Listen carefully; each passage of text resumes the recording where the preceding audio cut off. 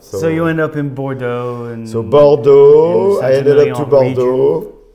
And what was your winery? What was the name of the So Bordeaux? it was Domaine de Courtaillac, so you know, it was not Chateau. So what was Robin?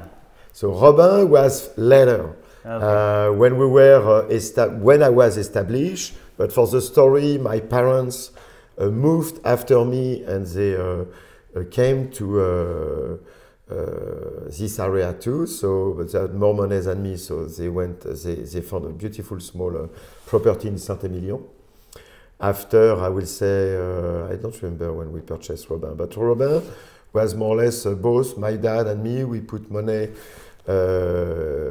on this Joyon. It was a beautiful property in appellation Côte de Castillon, and all vine. I think the average age of the vineyard was 40 years old, south slope. So the wines you're making 100% Merlot, or No, you had still, even, you know, right bank, Merlot is the king. I had, I think, at least in the acreage of the plantation, 15% of Cabernet Franc and 15% of Cabernet Sauvignon. But it was, yeah, mostly Merlot, like I would say most of the wine of the right bank. So after that, you know, I was very happy in Bordeaux, but I did one trip in Lebanon. I went to visit one of my best friends who was hired a year ago by a very rich Lebanon guy, because you have some nice vineyard also in Lebanon. But that was everything I'm telling you, it was 16, 20 years ago. So today, Lebanon start to be recognized because you had a lot of new blood who came. They improved a lot the viticulture, they improved a lot the winemaking. But at this time, he was like a pioneer, and he was in the middle of nowhere. So I told him that as soon as I will be able to go, I will go. And so I went to see him, spent 2 weeks, and it was a beautiful moment because, well, first I discovered a fantastic country. Beautiful terroir to grow vines. It was kind of a big vineyard, so it was growing because the climate, I think, is very similar to pasturables. Not because proximity of the ocean, but because the altitude. Very hot during the day and very cold during the night. So more or less, he had a big spectrum, and he was able to grow a lot of different grapes. And I remember that speaking with him, testing all those different grapes, you know. I was excited, and every time, you know, I was going like that. I went to South Africa, in Lebanon, I went to Spain. Everything I was back to France in my fucking évier, you know. So that means when you're in Bordeaux, Sure. You drink Bordeaux, you fuck Bordeaux, you eat Bordeaux, you do everything Bordeaux, you know. I discovered Châteauneuf-du-Pape. I'm exaggerating a little bit, but I discovered the wine of Châteauneuf or the Rhône when I moved to America, because when you're in Bordeaux, you do everything Bordeaux, like I said. And so, across all those trips, it was every time it was great experience because I was meeting some great people. I was tasting some fantastic wines who are not Merlot, Cabernet Franc, Cabernet Sauvignon. Every time I was back to my place in Bordeaux, I had kind of frustration, you know, because somewhere I said, fuck, you know, I'm sure Syrah will do restriction. AVA, it's restriction.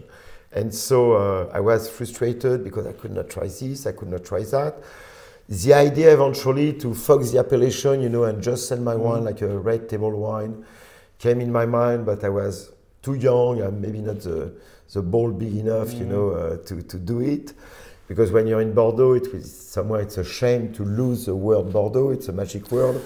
I think, though, you know, there's a lot of discussion of this. Yeah. Obviously, I think, though, for me at least, the theory of the appellation system is a good theory. The intention is good. Yes. To make and you have some good consequences. And in a lot of ways, I think our own region now, Paso Robles, would have been better with a few restrictions because the wines that hit the market would have been of a better quality early. Yes, but restrictions nonetheless, maybe too restrictive, but I think the intention is good. Yes, and somewhere I would say the only good side I see about the appellation for me it's the fact that preserved, because well, first we have a history in France or in Europe in general longer than in California, and so just, you know, by generation, we discovered that Pinot was somewhere, by logic, the best grapes or Chardonnay to grow because it's a specific climate, etc. So slowly, I will say across the generation and across the century, we had a natural selection and some natural selection. And after, you know, somewhere for me, the good point of the appellation is they preserve the identity of each appellation, each area. So that means when you're in the Loire, really you have a taste of Loire. When you're in Alsace, you have a taste of Alsace. And Bordeaux the same, and Rhône Valley the same. So that's a good point because somewhere you have really the identity of the IVA. On the other hand, when you're, like I was telling at the beginning, you know, really lucky enough to be passionate by your business, by your activity, because everything is not allowed, is forbidden. After a while, that creates some frustration.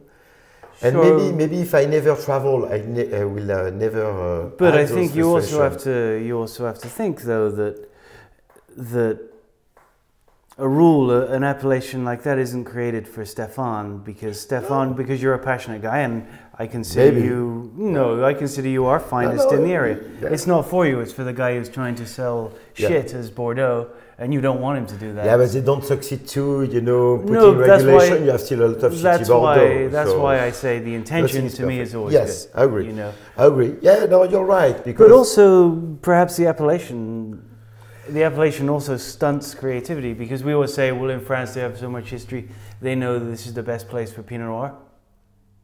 Maybe now we can try some new things. Maybe there's some other things that we can try. Something from Italy, maybe that works here. I agree. And it's a big machine. It's like a mammoth, you know, it's very hard to move it because after it's a huge administration behind that. Sure. So I agree with you. Yeah, no, you have a good analysis. I think the intention is good, but the result sometimes part of the result is not bad, but maybe they should be a little bit more flexible to follow the evolution of the society and the world. And they are very rigid.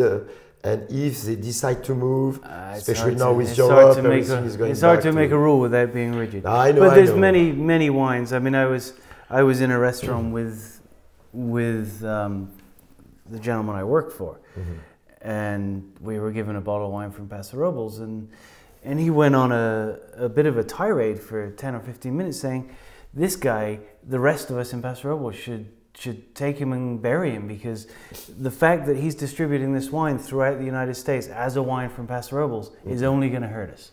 Yeah. You know, and a lot of that has happened over these, and you know, you and I both know there have been wines, and it's been a long struggle for the quality of Paso to reach where we are now, which I think I agree. A good spot. But coming from regulation somewhere, I'm happy to understand, have no. you know. I'm not asking for regulation, believe me. And somewhere, no, but your point, and you were right, because you say maybe that will save time. I like your stories. I like your gun. Shooting out cop towers sounds like loads and loads of fun.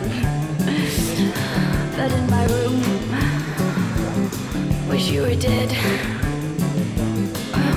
You roll like a baby in a razor head. Come to see us in Paso. Fuck, I put wine everywhere.